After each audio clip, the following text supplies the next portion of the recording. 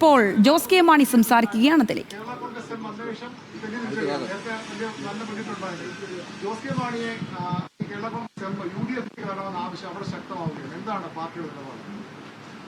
ഞാൻ എൻ്റെ നിലപാട് നേരത്തെ തന്നെ സംസാരിച്ചിരുന്നു.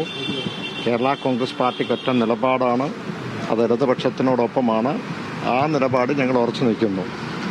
പിന്നെ ഈ തെരഞ്ഞെടുപ്പിൽ എപ്പോഴും ചർച്ചാ വിഷയവും പാലായും തൊടുപുഴയൊക്കെ ആണല്ലോ. അവിടെ ഇല കരിഞ്ഞു പോയി, ഇതൊക്കെയാണല്ലോ സംസാരം.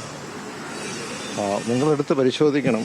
പാലാ മുനിസിപ്പാലിറ്റിയിൽ കഴിഞ്ഞ പ്രാവശ്യം 10 സീറ്റുകളിലാണ് ഞങ്ങൾ വിജയിച്ചത്, 2 ചിഹ്നത്തിൽ. അത് ഈ പ്രാവശ്യവും 2 ചിഹ്നത്തിൽ ജയിച്ചത്, 10 സീറ്റുകൾ 2 ചിഹ്നത്തിൽ വിജയിച്ചു എന്ന് പറഞ്ഞാൽ സിംഗിൾ മജോറിറ്റിയുള്ള പാർട്ടി കേരള കോൺഗ്രസ് എം തന്നെയാണ്. അതൊന്ന്. 2, പാലാ നിയമസഭാ മണ്ഡലത്തിൽ എൻ്റെ കണക്കുണ്ട്, നമ്മുടെ കാണിക്കാം.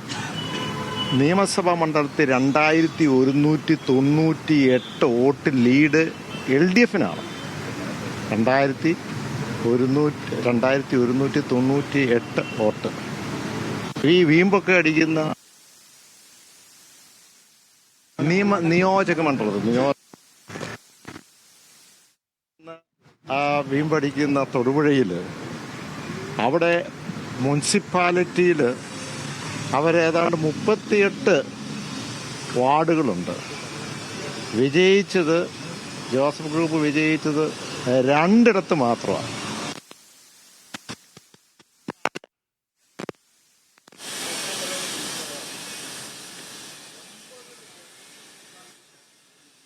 ജോസ് കെ മാണി സംസാരിക്കുകയായിരുന്നു. ഇടതു മുന്നണിയോടൊപ്പം തന്നെ എന്ന് സൂചിപ്പിച്ചുകൊണ്ട് തന്നെയാണ് അദ്ദേഹം സംസാരിച്ചു തുടങ്ങിയത്.